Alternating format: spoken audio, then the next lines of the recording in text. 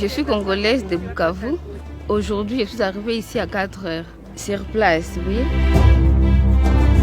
Nashyize nk'amasize navuye muri amasaha 10 kugira ngo nanje ndo nkumugisha mu bandi kugira ngo ntabagwe. Dusitse mu kanya tumaze nk'iminota 15 dusitse twaje kugira turabi igitangaza Imana dukorera. Avec toute notre famille ici, on a dit qu'aujourd'hui, Christ nous a donné la face de lui voir en face. Et nous sommes venus vivre vraiment la main de Dieu à travers la croisade d'aujourd'hui. Merci beaucoup.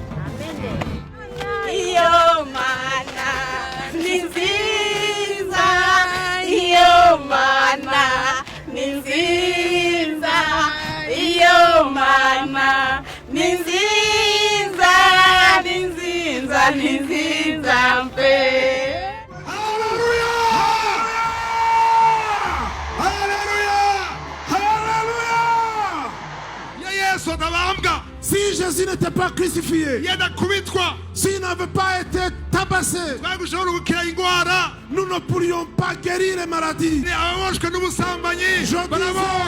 tous ceux qui sont liés par l'adultère peuvent être délivrés dans le nom de Joshua.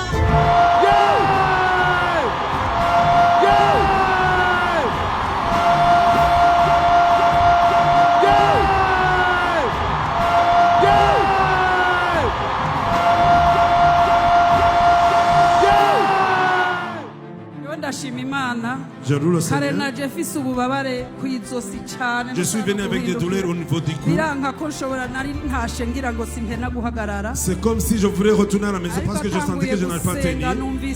Mais quand on a commencé à prier, j'ai senti que tout ce qui est parti, je suis libéré. Je suis Guy Clément, je viens de la Côte d'Ivoire.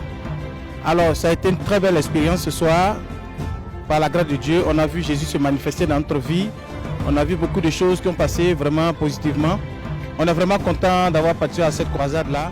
Ndagiye cyane turanezerewe twabonye Imana twabonye ibitangaza bikoreka